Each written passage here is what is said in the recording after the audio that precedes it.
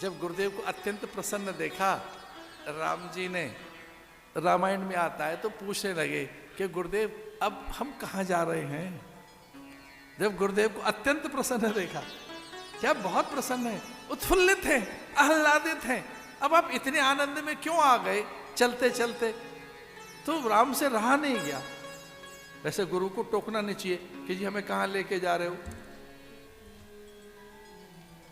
जहां ले चलोगे वहीं मैं चलूंगा, ऐसा करना चाहिए। कब कौन कहां कैसे और क्या, ये गुरुओं से नहीं पूछना चाहिए। कब कौन कहां कैसे और क्या, ये गुरु से प्रश्न नहीं करना चाहिए कभी भी। ये उसको ही पता है कब है, कौन है, कहां है, कैसे और क्या, गुरु से नहीं पूछा जाता। पर इतने आह्लादित हैं गुरु, तो मगन है, उनसे अपनी प्रसन्नता छिपाई नहीं छिप रही।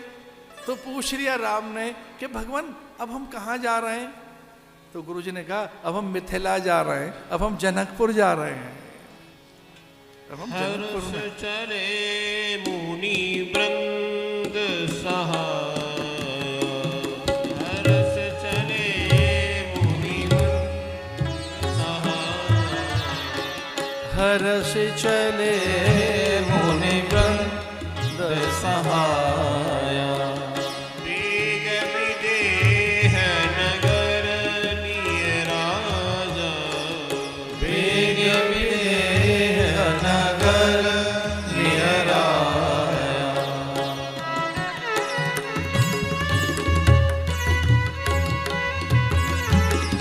हर्ष चले मुनि वृंद सहाय, वेग विदेह नगर निय राजा, वेग विदेह नगर निय राजा। हर्ष चले मुनि वृंद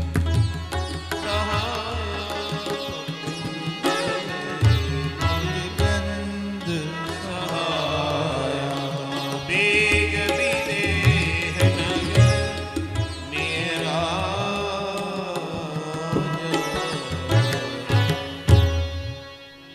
क्या संकल्प बल रहा होगा गुरुदेव का।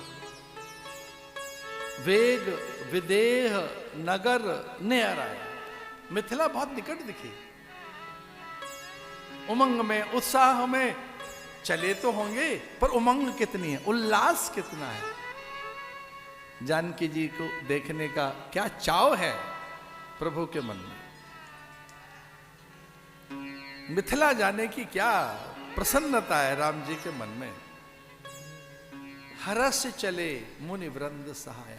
अब राम जी भी बड़ी प्रसन्नता के साथ चल रहे हैं, तुलसी से रहा नहीं गया कि राम चल तो रहे हैं, अब जरा प्रसन्न होकर चल रहे हैं। अब राम में अत्यंत प्रसन्नता है। कहां जा रहे हैं, मिथिला की ओर जा रहे हैं, मैथिली से मिलने जा रहे हैं, मिथिलांचल में, मिथिलापति के यहां, जहां आनंद अनुराग के साथ संपन्नता है, श्री है, वहां जैसी स्वच्छता नहीं कोई।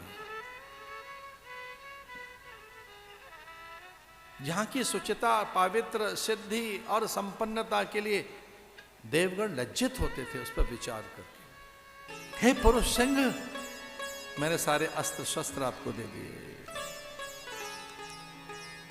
गम्यतामिति तानाहं यथेष्टं रघुनंदन, मानसा कार्य कालेषु साहाव्यं मे करिष्यतः। आप जहां भी जाएंगे वहां ये आपके संग ही रहेंगे, आपको स्मरण करना है बस।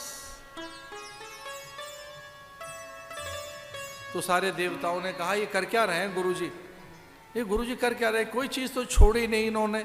तो महादेव ने कहा सुनो, विष्णु का व्रत है मनुष्य होने का। विष्णु का व्रत यह है कि मैं मनुष्य होकर ही रहूंगा। गुरुजी कह रहे हैं मनुष्य होने पर भी सारी शक्तियां इनको दे दी जाएं। ये परमात्मा बनकर तो उसका मारण नहीं कर सकते, विष्णु बनकर तो रावण को मार नहीं पाएंगे, अपनी देव शक्तियों से तो उसका संहार कर नहीं पाएंगे। इसलिए गुरुदेव से रहा नहीं जा रहा है। तो गुरुजी अपने सारे अस्त्र शस्त्र और सारी विद्याएं इन्हें इसलिए पकड़ा रहे हैं कि ये मानवी बन के रहेंगे और ये जब चाहे सब शक्तियों को जगा सकें। महात्माओं के पास विद्याएं रहती हैं, वो विनय से मिलती है। हमारे गुरुजी कहते थे, महात्मा को लूटना हो तो उनके चरणों में लौट जाओ, फिर कोई जरूरत नहीं। लूटने का मतलब जानते हो क्या है? आप अधिकारी नहीं है, पात्र नहीं है, योग्य नहीं है, फिर भी वो आपको सब दे देंगे। भाई आप अधिकारी नहीं है ना, योग्य भी नहीं है, पात्र भी नहीं है, क्रम भेद नहीं है। आप जब अधिकारी है ही नहीं तो कहां से दे दें?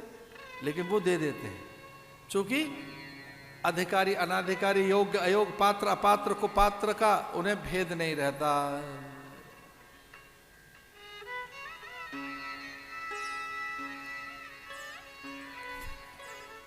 मानवीय रूप में आपके पास ये सारी शक्तियां रहेंगी। यद्यपि आप परमात्मा हैं, आप भगवान हैं, आप सर्वेश्वर हो, आप सर्वज्ञ हैं, सर्वसमर्थ हैं, सर्वशक्तिमान हैं, आपसे महान कोई नहीं है, आप सर्वोच्च हैं।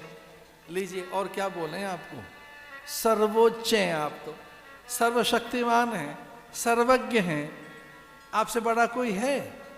आप तो जगन नियंता हैं, जगदीश हैं, आरंभ के भी आरंभ में पुराण पुरुषोत्तम है, पर ब्रह्म परमात्मा हैं। आप हैं तो मनुष्य बनकर, आयो तो लीला करने। तो मनुष्य की तो एक मर्यादा है, मनुष्य की तो एक सामर्थ्य है, उसकी तो अपनी कोई एक शक्तियों की सीमा है। लेकिन ये मैं इसलिए प्रदान कर रहा हूं, गुरुदेव ने कहा कि आप इनसे लोक कल्याण कर सकते हो।